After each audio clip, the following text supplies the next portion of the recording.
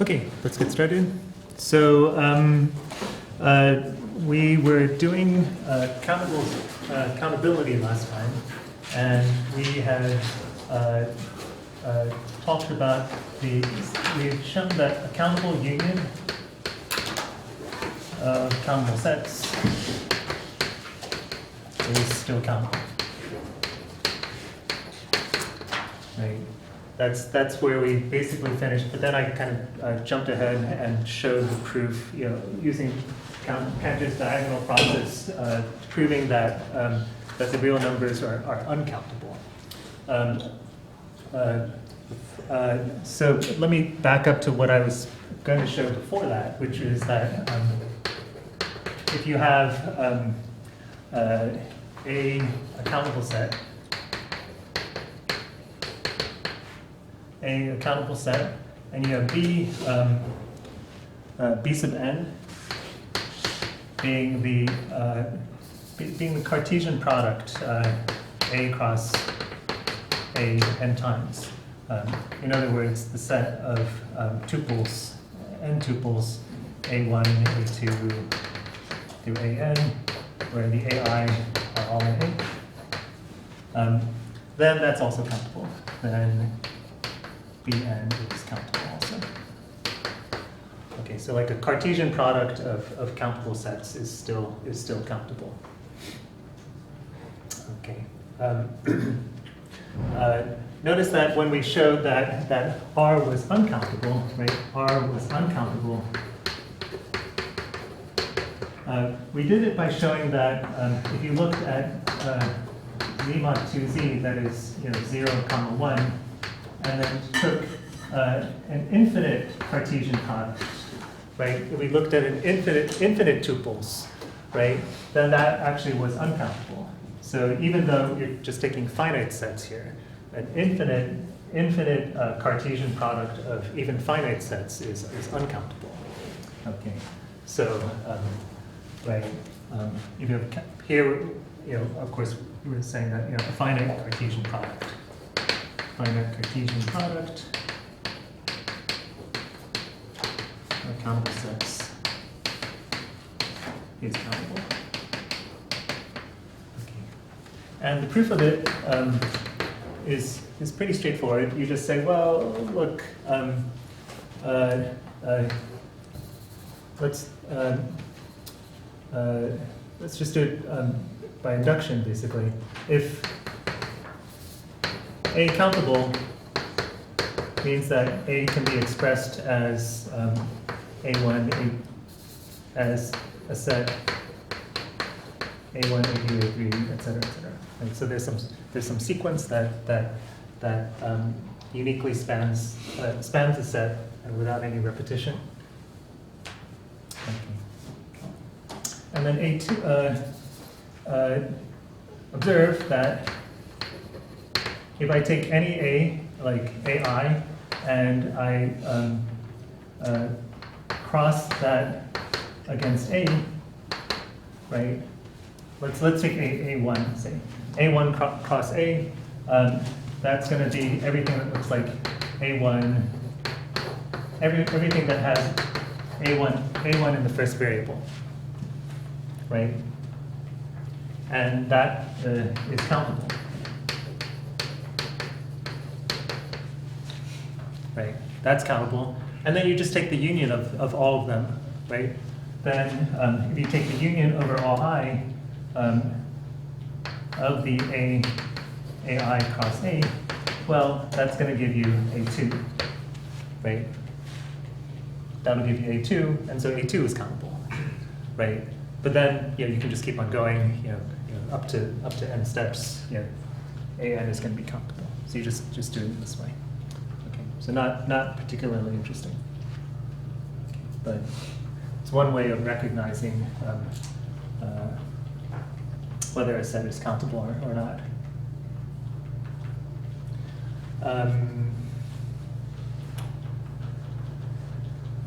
We could, for example, you could use it. You could say like, okay.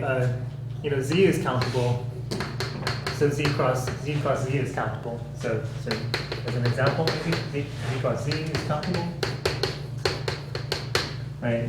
And then you could think of you could identify Q as pairs P comma Q, where P and Q and Z is Q is non-zero, right? So this is a subset. This is a subset of Z cross Z, right? So, and that would show you, well, you got this infinite subset of a countable set, and so Q is countable.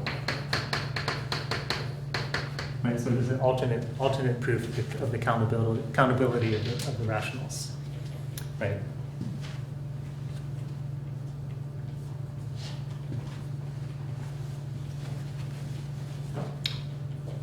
Okay, not the most exciting thing.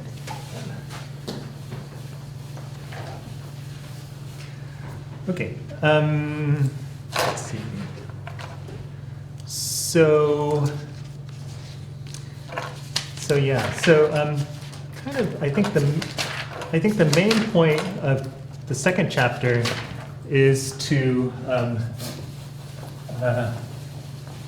you remember when we said at the beginning that a lot of this theory arose in response to questions about continuous functions on closed and bounded intervals, right? So, right, in particular, you've got the extreme value theorem, right? The extreme value theorem, right? And the extreme value theorem works on a closed and bounded set, but it doesn't work on an open set, right? And so it's a little bit peculiar, but a lot of the second chapters, almost a main point of the second chapter is to ask, what does this have that this doesn't have, right? What's so special about the closed and bounded set that the open set doesn't have? Okay, and that quality is something called compactness. Okay, compactness, and that is going to be the thing that you most want to get out of this second chapter. What is compactness? Okay. So, but to get there, we have to. It'll take us a bit. It'll take us a couple.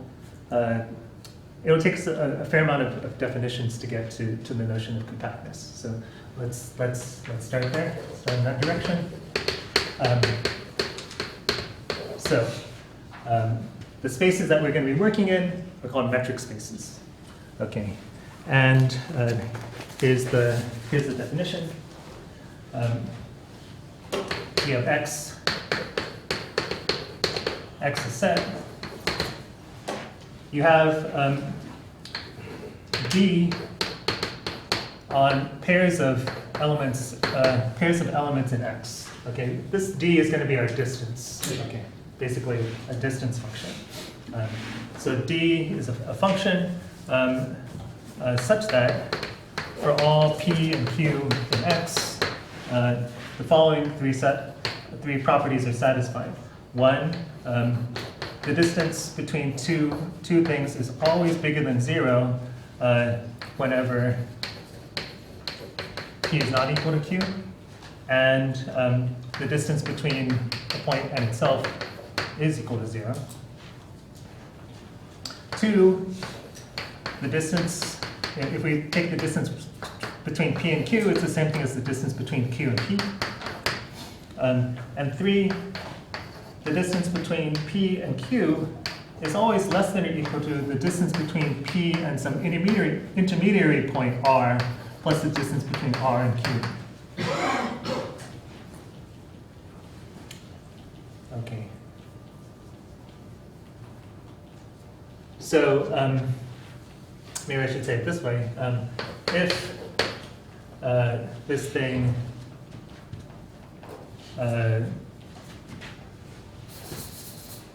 satisfies these key characteristics for all P and Q in X, then we call D a metric.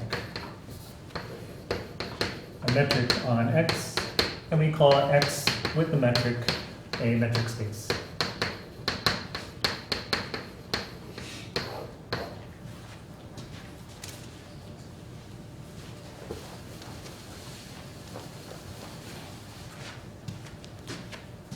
Okay, but this is just, just a sort of generalization or an abstract version of what you normally think of as distance, right?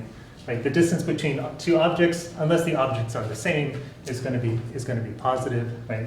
Distance doesn't care what direction you take it in, and a triangle inequality is assumed, right? The distance from me to Izzy is controlled by the distance from me to Rachel plus the distance from Rachel to Izzy, right? That's kind of intuitive. So it's just a codification of your intuitive ideas of what distance should do. Okay.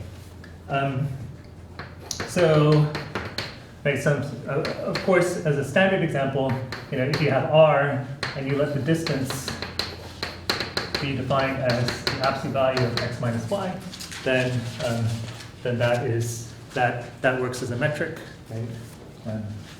Is a metric space, right? Similarly, if I'm in Rn and I define the distance between two vectors as the magnitude of the difference of those vectors, that's also a metric space, right? If you guys remember your definition of a norm from linear algebra, so if you have some vector space with a norm, with any norm, right, then the distance between two vectors, if you define the distance as the magnitude of the difference, then that turns out to be a metric space. Okay, so anytime you have a norm vector space, you've got a vector space. I mean, you've got a metric space, excuse me.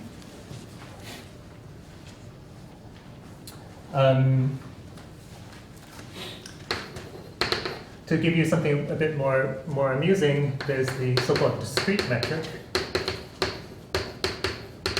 Okay, so you take any set, and then what you say is that the distance between two things is going to be 1 if they are different, and 0 otherwise, right? 0 if they are the same.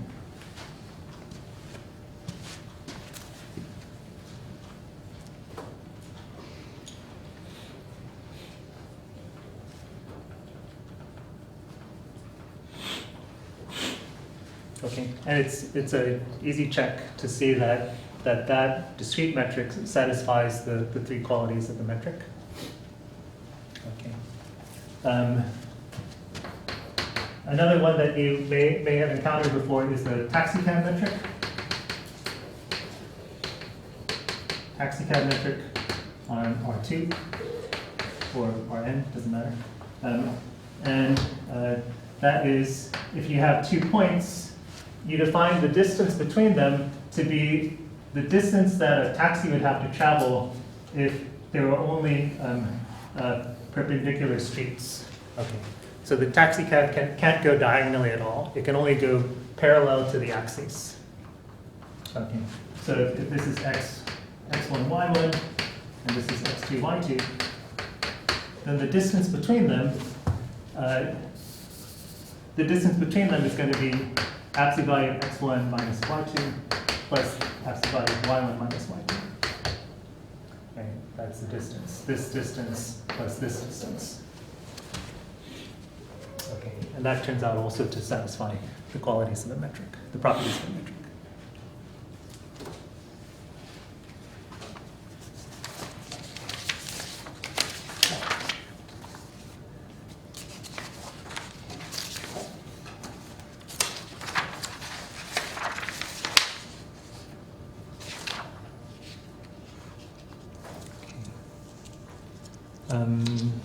Yeah, that's good. Okay, so metric space, just a space with a notion, a reasonable notion of distance.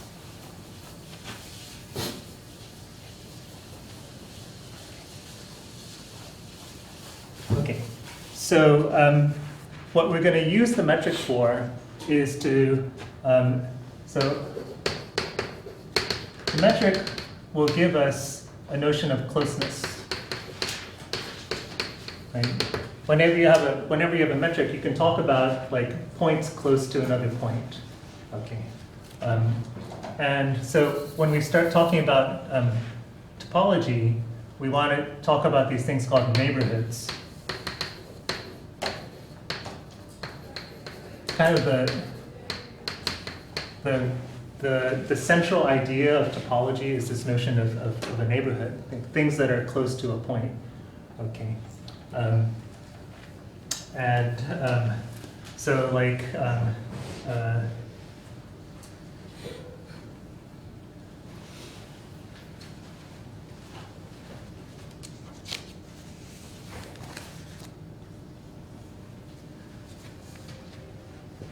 yeah, so like you know, in R, right, you have these things that we were talking about before. Right? You have the open intervals, like AB, right? The open interval AB, everything, it's all X, between A and B, right? The closed interval AB being all X in R, where A is less than or equal to X is less than or equal to B.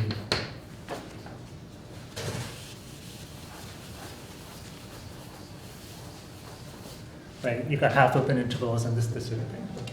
So then in Rn, you have kind of generalizations of this. Okay, and we'll be using two different kinds of generalizations. So first is this thing called a K-cell. Okay. A K-cell, all a K-cell is that you have a finite number of open intervals, AI, BI, from I equals 1 to K, right? And then you take their Cartesian product, right? So then the product AI, BI from I equals 1 to K is called a K-cell, called an open K-cell.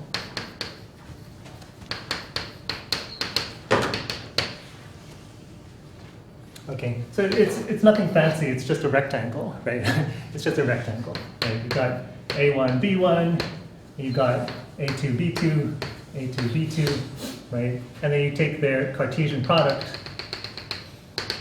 You take their Cartesian product, right? That's the K-cell, okay? Right, and then if it's closed, then we have closed K-cells. Nothing fancy, but But this is one way of generalizing the idea of an interval using the Cartesian product structure. Okay, using the Cartesian product structure. Okay, so that's one way of generalizing the interval. Right. The other way is to talk about balls. Right.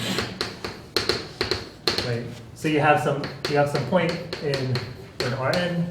And you have some radius, right? And then you define the ball, a radius r, centered at x, right? It's right.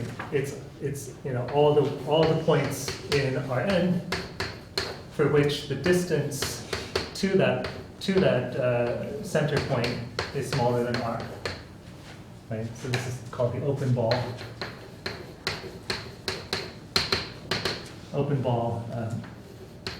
Around just open ball. Okay, and then of course we have closed balls. Less than or equal to r would be the closed ball, right? The ball with its boundary. Right. So open ball, closed ball.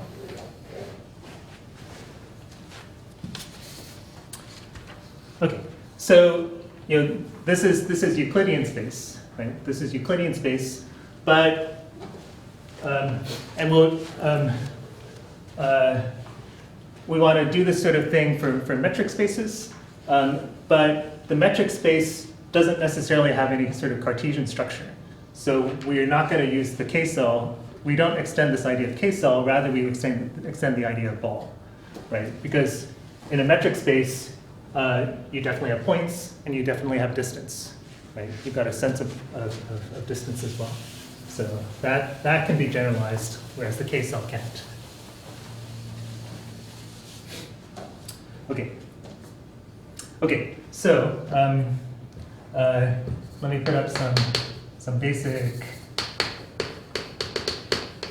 topological definitions. Okay. So you have x comma d, a metric space.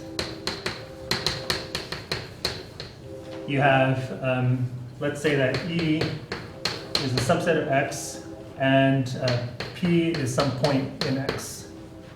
Okay, so this is just the background. Then, for some r greater than 0, we define, we call n sub rx. We define, I should say, we notate n sub rx. This will just be the analog of the ball, right? It's just everything, right? All the points in your space where the distance from x to y is smaller than r. Okay, and call this a neighborhood of x of radius r.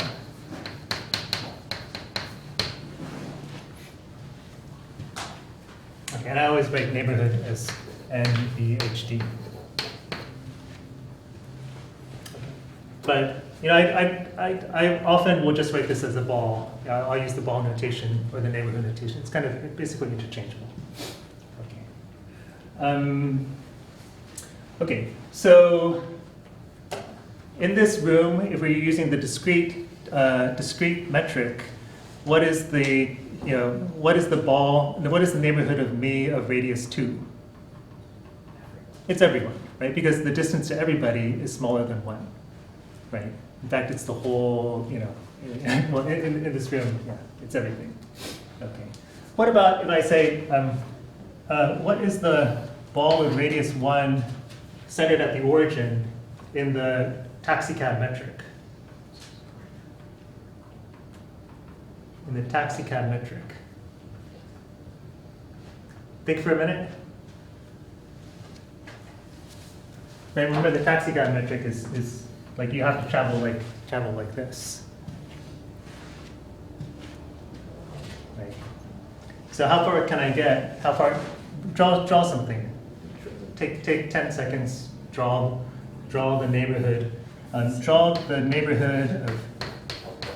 neighborhood in the taxicab metric.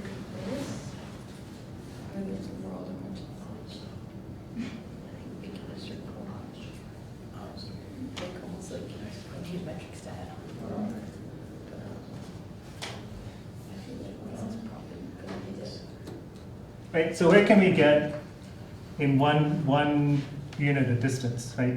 We could go straight up 1 unit of distance, we could go to the right 1 unit of distance, left 1 unit of distance, down 1 unit of distance. We could go over half a unit and then come up half a unit. We could go over 3/4 and come up a quarter, etc. You're going to see it, right? It's the open diamond centered around the origin, right? That's the neighborhood.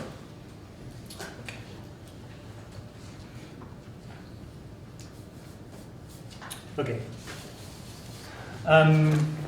One notation that I'll use a lot is if I put a star on it, then that means the neighborhood, but excluding the center.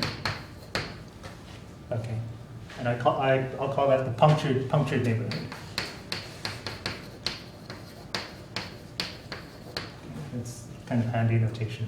This backslash means excluding, in case you haven't seen it.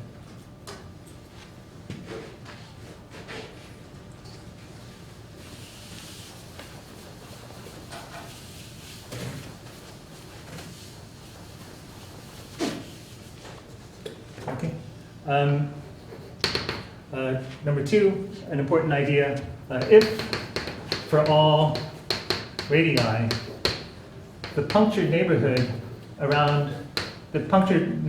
of radius r around some point, intersect E is always non-empty. then we call P a limit point of E. A limit point of E.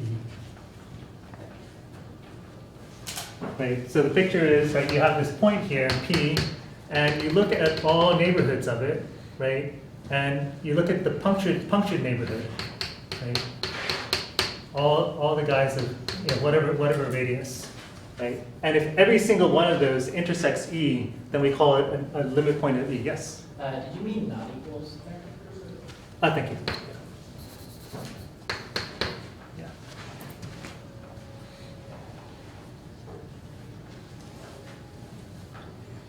Okay, so if every punctured neighborhood intersects E, then it's a limit point of E. Okay, it seems complicated. It's not that complicated. So like, if I think about the interval 0, 1, you know, closed at 0 and open at 1, is this point 1/2 a limit point? I'll ask 2 questions, right? Is this a limit point? Is 0 a limit point? Is 1/2 a limit point? Is 1 a limit point? Okay, so write down 3 answers. Think for 1 minute and write down 3 answers.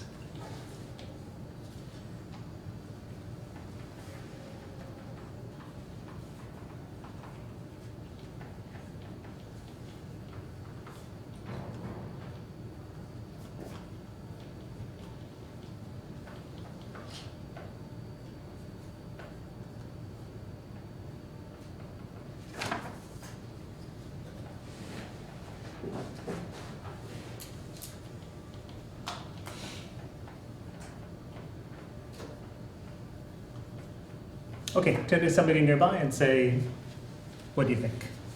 What are your 3 answers?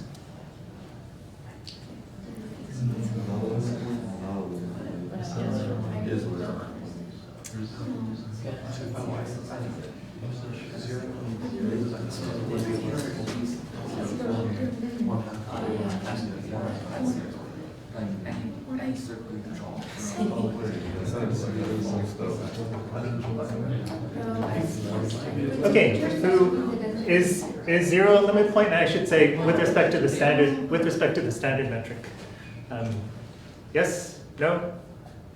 Yes. Yes, it is, right? Because, you know, if I take any neighborhood, what are the neighborhoods? The neighborhoods are just open intervals, right? Just open intervals centered at that point. Whatever open interval I take centered at 0 is going to intersect my set, right? What about at 1/2? Certainly, you know, even more so. You know, it's going to be it's definitely a limit point. What about 1? What about 1? 1 is also, right? It's not in the set, but you don't have to be in the set to be a limit point. Okay, right? So 1, you know, this point 1 here. No matter what punctured interval I take around it, it's, you know, it's not. It's okay. What about 2? Is 2 a limit point? No. Okay. What if I consider the set 0, 1, union 2? Okay. Is 2 now a limit point? No, because it has to be punctured neighborhood, right? The punctured neighborhood has to intersect. Every punctured neighborhood has to intersect this set, right? And I can certainly find some punctured neighborhood that does not. Okay. Okay. So what does limit point mean? It means basically that you can approximate the point arbitrarily closely by elements of your set, right? Like I can get arbitrarily close to this point with elements of E. I can get arbitrarily close to this point with elements of E. I can get arbitrarily close to this point with elements of E, even though it's not in my set, right? But I cannot get arbitrarily close to this point with elements of E, other elements of E. Okay, so yeah, that's the one that probably the most alien definition among the ones we're going to see, among the 8 that we're going to see right now. Okay. number 3, if we let the notation is E prime. If you have a set, E prime is defined to be the set of limit points of E.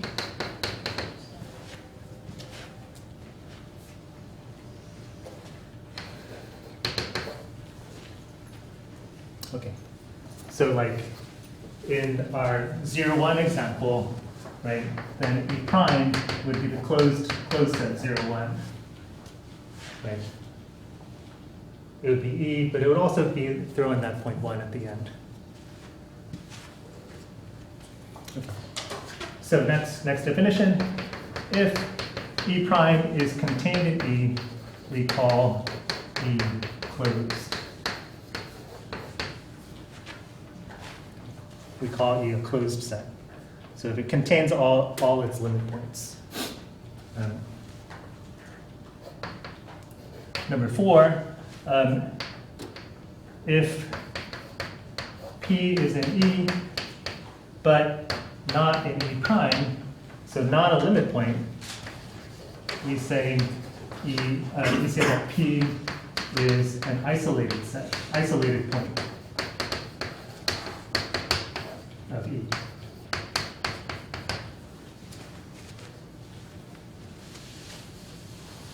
So it's there, but it's not, it's in the set, but it's not a limit point.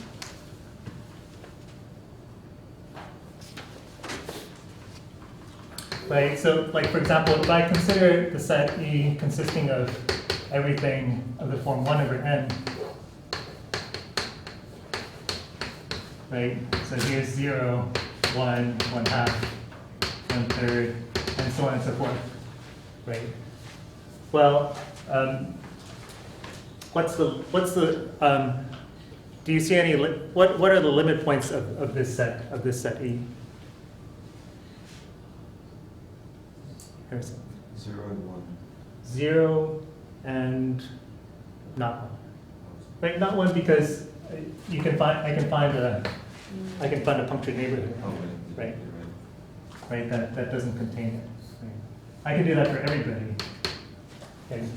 Everybody in E is not a limit point, right?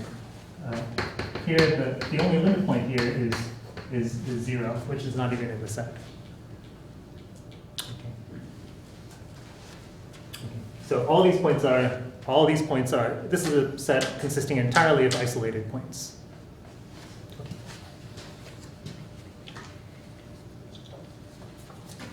Okay. Harrison, I should have made you think about it rather than telling you that it wasn't. Yeah, I should have said, why is 1? Why do you think 1 is a limit point? Yeah. But I've forgotten how to teach in the last half year. Okay. Definition 5. If for some radius, the neighborhood of radius R is contained in E, then we say P is an interior point of E. An interior point of E, or is interior to E.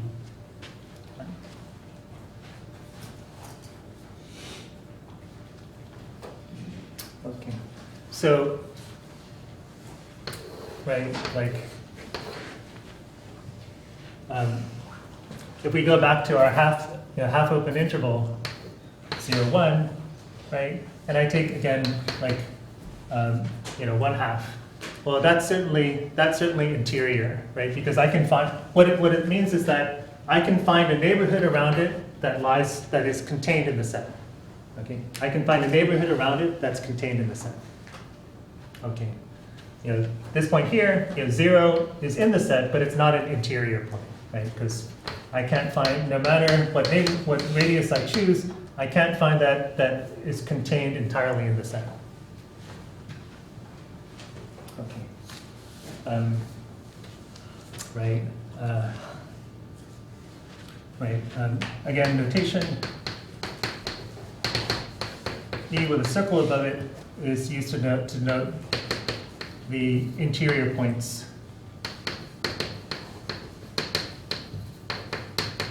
of E. Okay, so it's just like all the interior points. Okay. So like in this thing here, what would be E?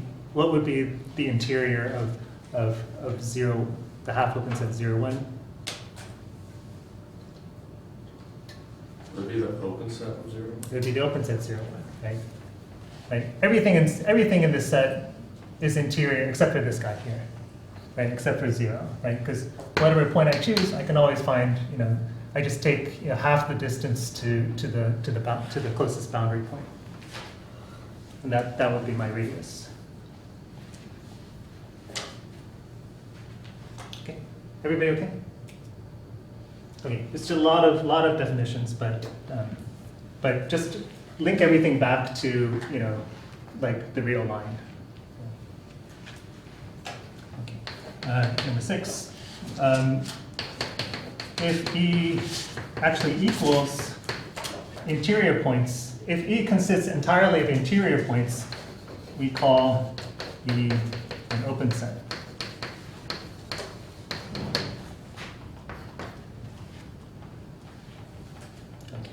Later, we'll prove that that open means that the complement is closed. Okay, and in some books that's how they define it, but not in this one.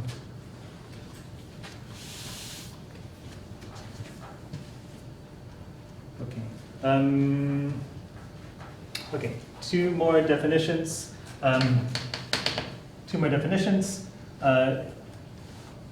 If E is contained in some neighborhood for some point, then we say E is bounded. Right. So if you can find some neighborhood that contains your set, then we call the set bounded.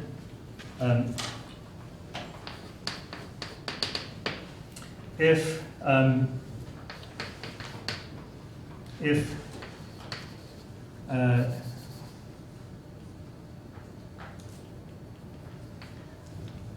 every point of X is either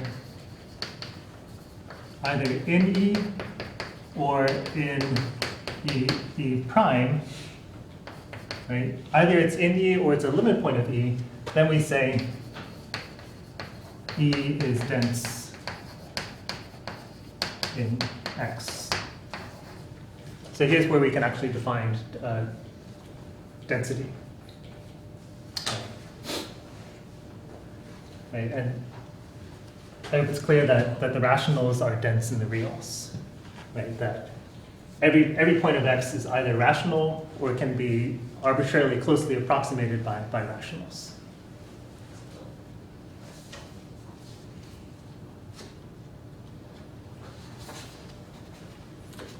Okay, so we're just setting up the vocabulary of so-called point set topology. How many of you have seen the spoof video, Hitler Learns Point Set Topology? No? You should watch it. It's hilarious. There's some, I mean, if you speak German, it's probably not hilarious but basically they've taken some old German war movie, and Hitler, things are going badly for Hitler, and he calls all of his advisors in, and he starts berating them. But somebody has subtitled it as if Hitler were learning topology. These are his math professors, and he's trying to learn point set topology, and he's so frustrated. He's like, the definitions are so poorly named, and it seems to me that there could even have a set that is both closed and open at the same time. And you see one of them sort of quaking. It's like, mein Führer, we call such clopen sets. And then like, it like blows up like, yeah, worth the 5 minutes. Okay, yeah, so, but it's not too bad, I think. Okay, so yeah, I think, like I said, I think probably the hardest one is limit point, but just remember, that means that you can get arbitrarily close to it, right, with elements of your set.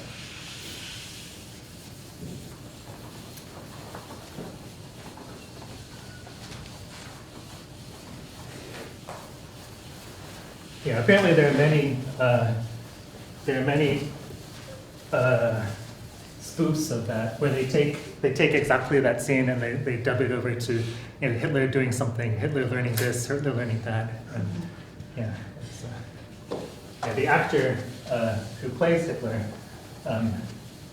there's a you know a short thing of him being so frustrated with all these spoofs of his work, right? Because he had tried so hard to, you know, of course, as an actor, he had tried hard to play Hitler, you know, seriously. But now it's just like, you know, the object of ridicule everywhere. Okay. Okay, so now we're going to prove just a bunch of basic topological facts. These are you know, just things that you have to know. Just things that you have to know. You know, we'll get through it. Then we'll get to the important idea of compactness. Okay, but let's do these things first. Okay, so here, theorem: every neighborhood is open. Every neighborhood is open.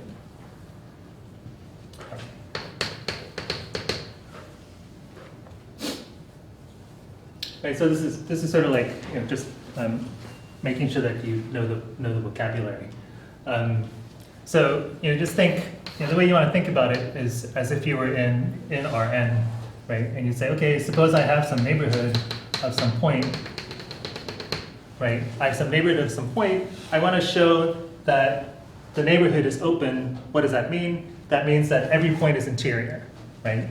So proof, we want to show, so given any nRx in my set X, we want to show that right, every point P in nRx is interior, right? Right. In other words, that for, you know, given any P, in other words, that we can find a radius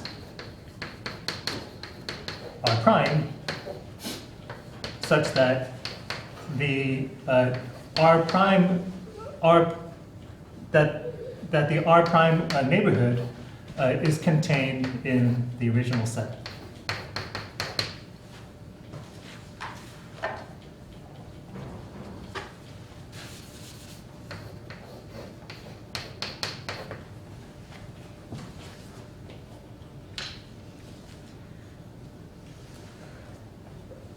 Okay.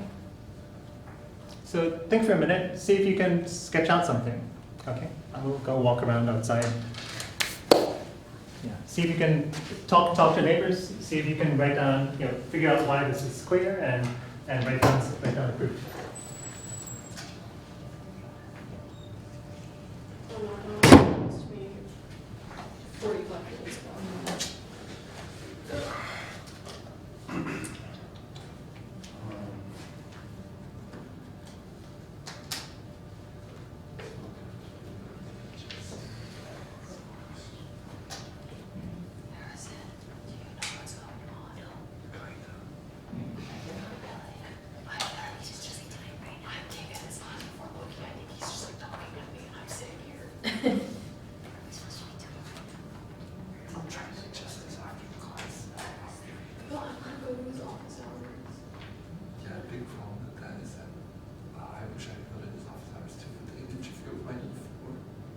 Why do you need it for?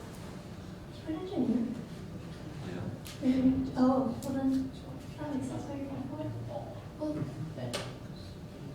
the problem, I also feel like he's just giving us a lot of homework, because I still haven't written it up yet, but like I did the problems. And it still took like 4.5 years. Like admittedly, I spent a lot of it like lying on the floor eating like Welch's garbage. But like it still took forever to think through all of them, and I still have to like format them. I'm actually gonna lose my shit. Because I asked him this week, I was like, are we gonna have like this amount of sugar? And he said yes, and I was like, Last two questions, yeah. huh? And then the last two questions. Yeah. So like 2, 3, 4, 5. What? Chapter 1 reading questions. 2, 3, 4, 5, 8, 9, 11. 11. But like seven problems, I feel like is a lot for. Any ideas, man? Not really, no. It was probably because we didn't do anything with the.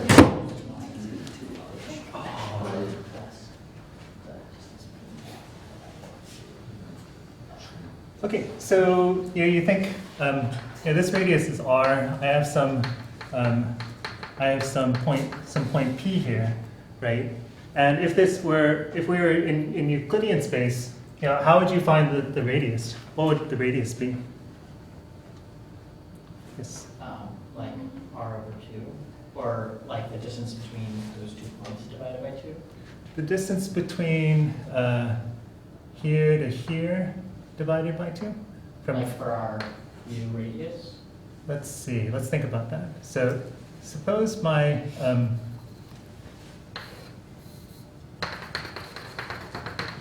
so here's my point x, the center is r.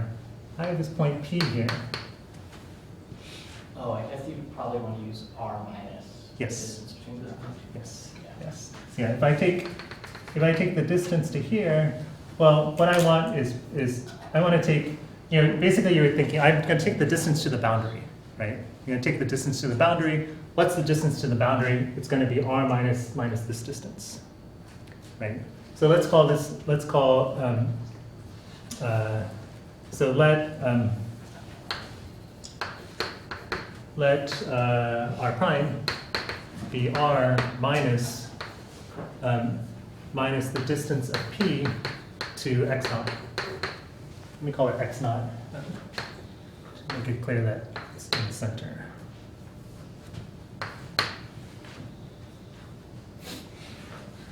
Okay, so does that work? Let's see. Right? Does that work? Let's see. So suppose that we want to show that this guy is contained inside the original guy. Right? Right? In other words, that if y is here, then the distance of y to x naught is smaller than r.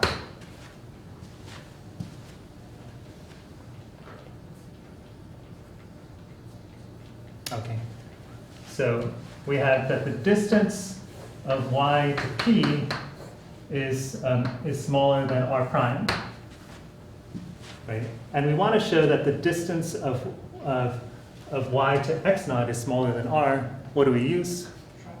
Triangle inequality, right? So so consider the distance of y to x naught. Well, that's controlled by the distance of y to p plus the distance of p to x naught.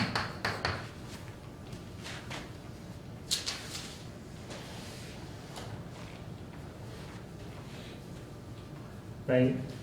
What we're trying to say, let me refer back to the picture. Here's my point P, and I've got this radius here, right? And what I'm saying is that if I have a point inside this ball, well, it's got to be inside this ball, right?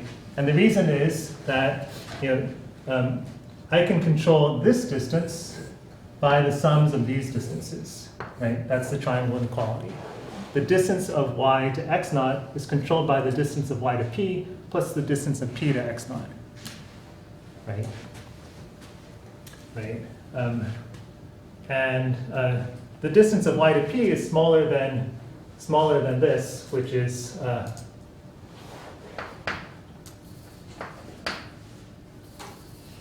smaller than r minus dx naught, and then plus dpx naught. So that gives me an r. Right? So the distance of y to x naught is smaller than r.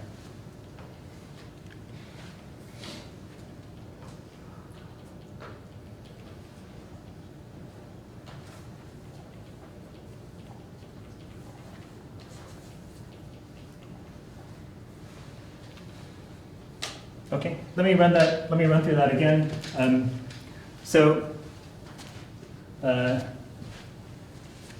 We're trying to show that every neighborhood is open, right? In other words, if we have a neighborhood, here's our neighborhood, then we want to show that every point inside it is interior, right? Every point inside it is interior. In other words, we can find a radius that is contained inside the big guy, okay? Well, sort of geometric considerations make us think that this is what we ought to do, right? This is the radius we ought to take. We'll take this distance and we'll subtract off this distance, right? Right. In other words, we're getting the distance to the boundary, okay? And we want to show that that thing works, okay? So we say, okay, suppose we take a point in that. Suppose we take that radius and we take a point inside there. Call that guy y. Call that guy y. We're trying to show it's inside the big ball, so let's look at the distance to x naught. The distance to x naught, right? The distance of that point to x naught is controlled by the distance to p plus the distance of p to x naught. But the distance of that point to p is r minus the distance of p to x naught. So we have r minus p, the distance of p to x naught plus the distance of p to x naught. That's just r. Okay. Okay. So, yeah. So your intuition works. Right? One's intuition works.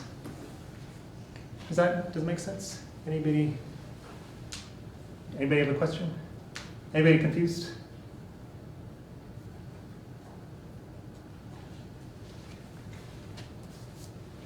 Don't worry about being confused. It's okay. I was confused, I think, I don't think I understood almost anything when I was in college. I always had to go back to the library afterwards and recopy everything and then just figure it out there. So if you understand anything, you're probably better off than I was when I was in college.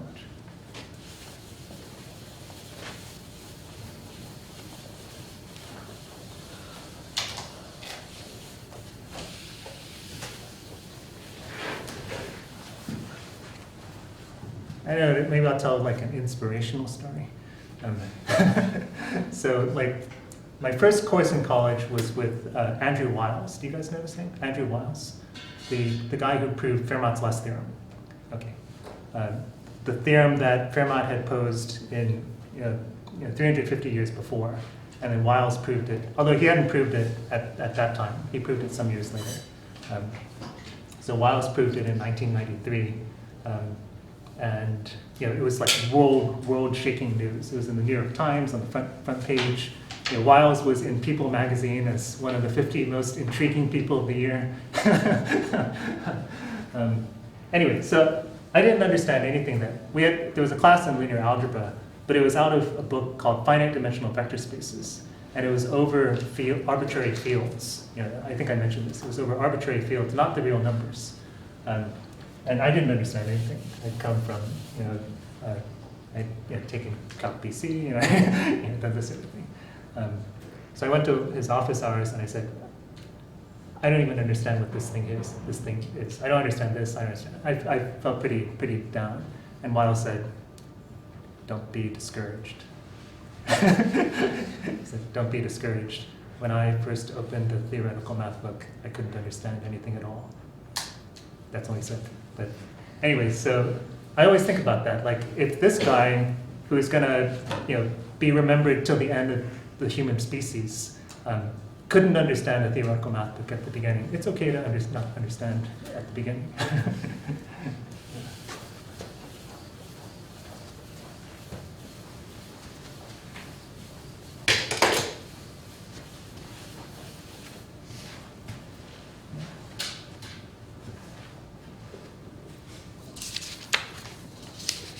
Yeah, he was kind of an expressionless, Englishman.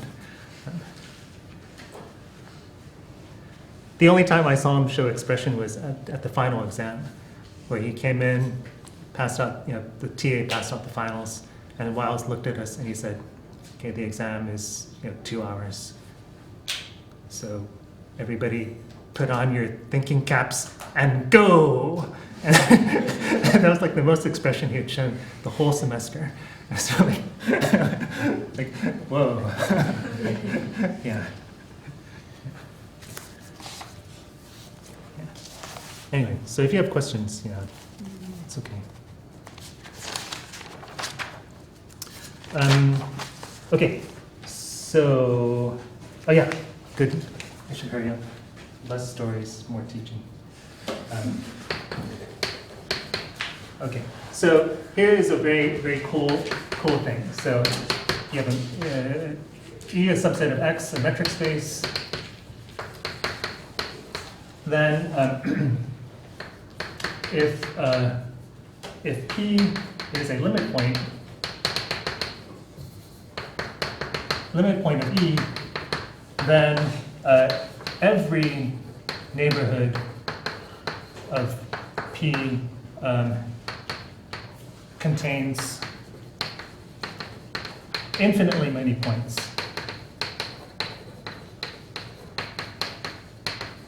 of E. Okay, so every neighborhood must contain infinitely many points of E. Okay. And of course the converse is true, right? Like if every neighborhood of P contains infinitely many points of E, it's certainly a limit point. Right? That's kind of obvious.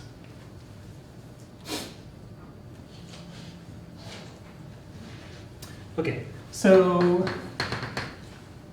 let's think about that, right? Like there are a couple ways you could prove it, right? So like you want to think about the intuition, right? Like here I've got this point here, and I know it's a limit point, right? What does a limit point mean? Limit point means that given any neighborhood, there's somebody inside there from E, right? So you can say, okay, let me take that distance and halve it, then take a new neighborhood. I know that in that neighborhood there must be some element of E, right? So there's some E2 inside here. And then I take that distance and I halve it, and so on and so forth, right? And so you've got infinitely many points. So that's one way to prove it. Another way to prove it is to say, by contradiction, suppose there's only finitely many elements of E inside here, right? Suppose there are 3, okay? E1, E2, E3. Is this thing a limit point? No, right? Because I could take the smallest distance, and then halve it, and then look at that punctured neighborhood. That punctured neighborhood would not contain any elements of E, right? So, either way, yes? Does this work for like arbitrary metric spaces? Because like what if there are only finitely many points? So in that case,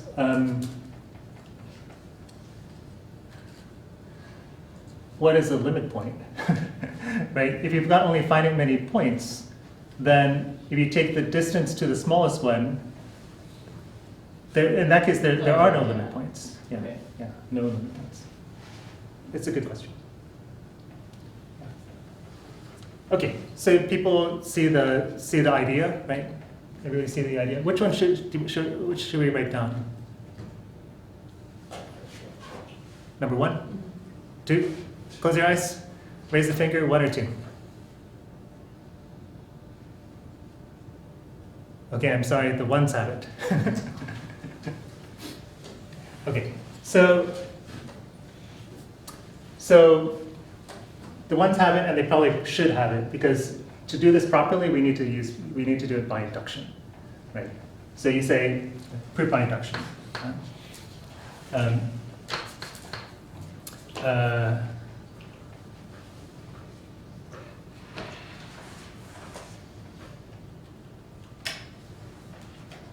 okay, so proof by induction,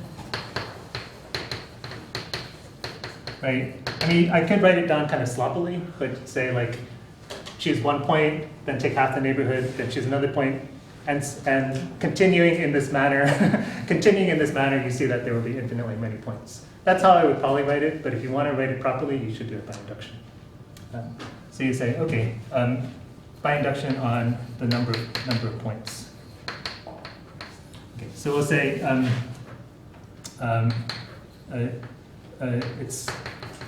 it's trivially true that we can find a neighborhood with one point of view. Right? Take any neighborhood. You know, the punctured neighborhood must contain a point of view. Right? That's just the definition of limit point. Okay. So assume that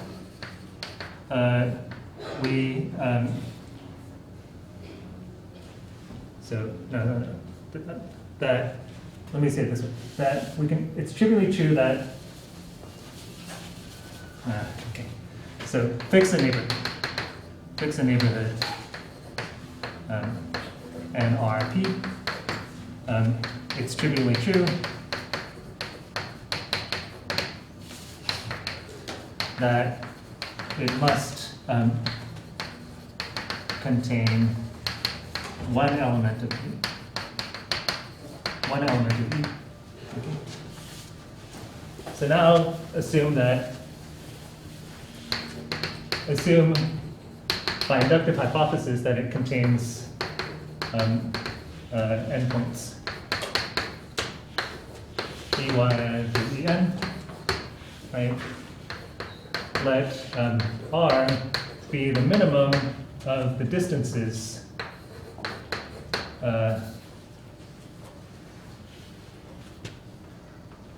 from P to the EI, as I ranges from 1 to N, divided by 2, same. Then, since P is a limit point, P is a limit point,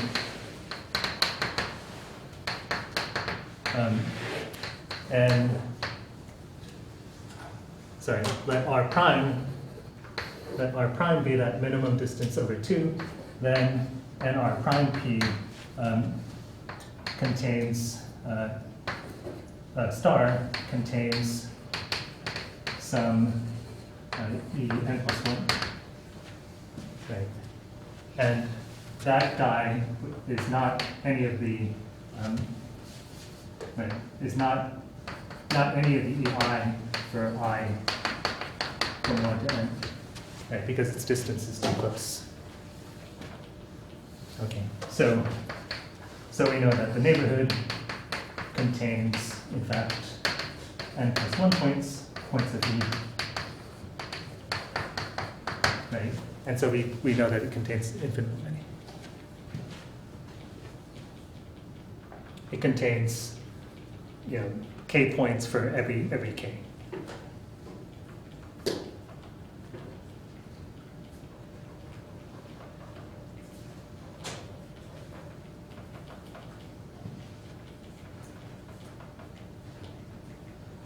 Yeah. This might just be the second method you were talking about, but could you also do this just by like constructing those E sub n as like a sequence? Like just recursively defining a sequence of points that are... I think that somebody would complain about it. That is, I think, so that's how I would normally do it. But to be proper, one uses induction, right? To go to the infinite, right? Sure. Yeah. to pass to the infinite step. Yeah.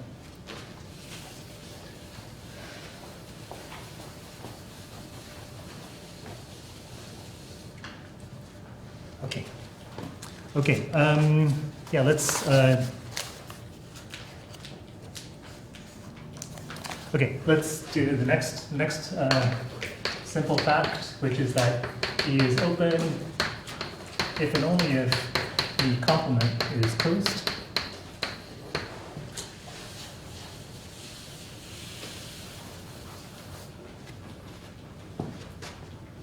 Okay.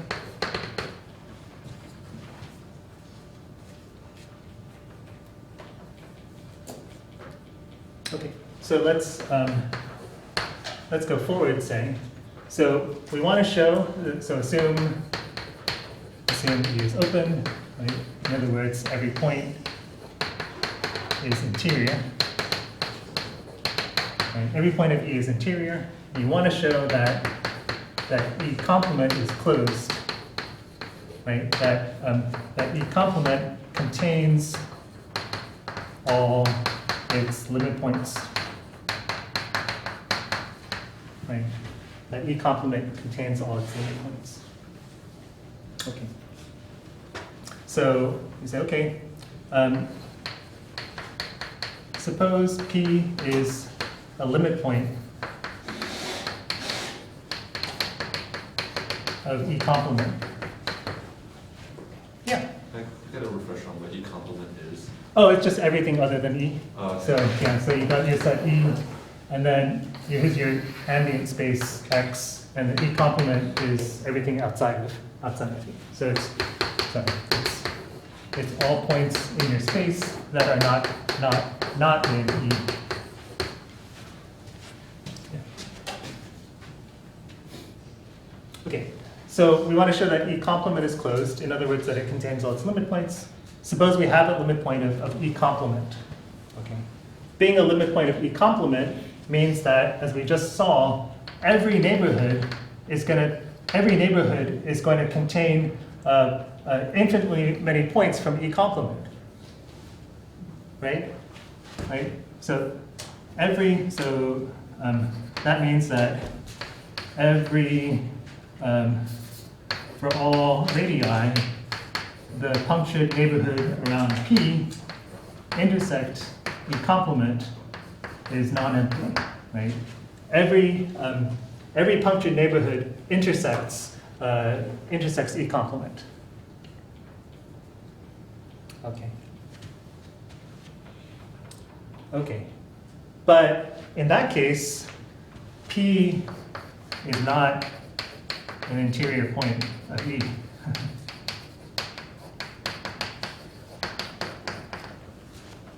Right?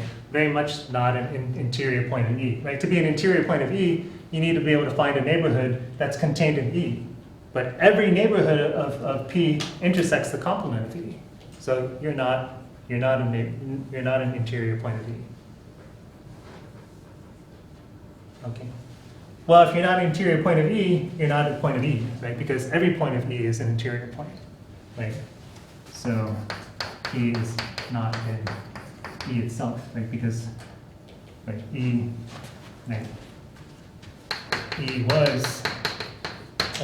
consisted only of interior points. Is it making sense? Got it? Right? Right? We want to show that E complement contains all its limit points. Well, let's look at a limit point. Every limit point for every neighborhood is going to have points of E complement in it, right? Whatever neighborhood I take of it, there's going to be points of E complement in it, right? Whatever neighborhood I take, there's going to be points of E complement in it, right? All the way down. There's infinitely many points, right? Well, in that case, this guy is very much not an interior point of E, right? Because to be an interior point of E means that you have to have some clean neighborhood where everybody is in E, right? Everybody's contained in E, but this does not work at all, right? So you're not an interior point of E, and so you're not in E itself. Okay. Other direction.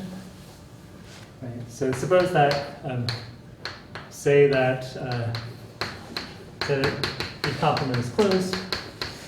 Right? So E complement contains all its limit points.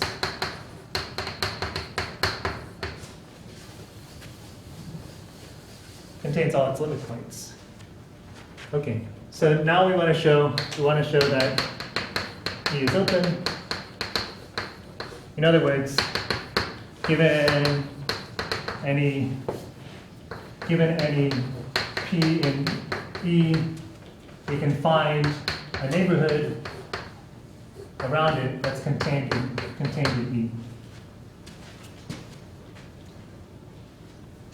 Okay, so here's a point P in E, right?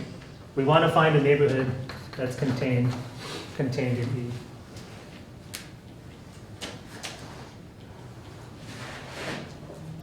Okay.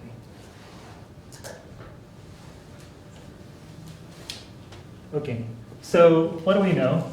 We know that this P is not a limit point. Right? It's in E, and E complement contains all its limit points. So it's not a limit point of E complement. Right? Right? Not a limit point of E complement. What does that mean? If you're not a limit point of E complement, then you can't be approximated by points of E complement, right? Right? So in other words, i.e., there exists a punctured neighborhood around P that does not intersect E complement. Right? So there is some neighborhood, here it is, and that punctured neighborhood, the punctured neighborhood doesn't intersect E complement. In other words, all this stuff is in E, right? All this stuff is in E.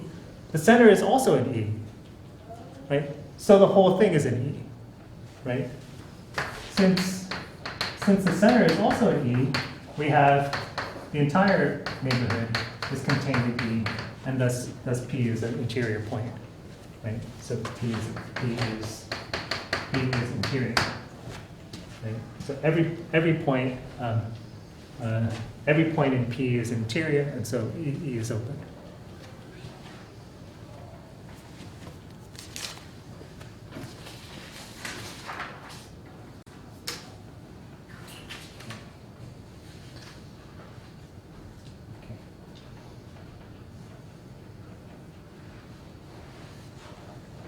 Okay, there are a couple other basic things, like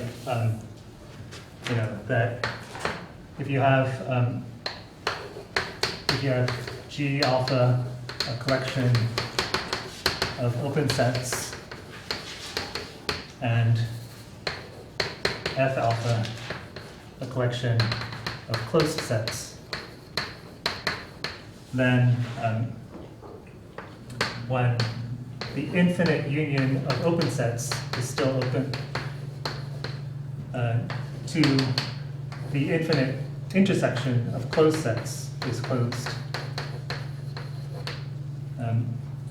3,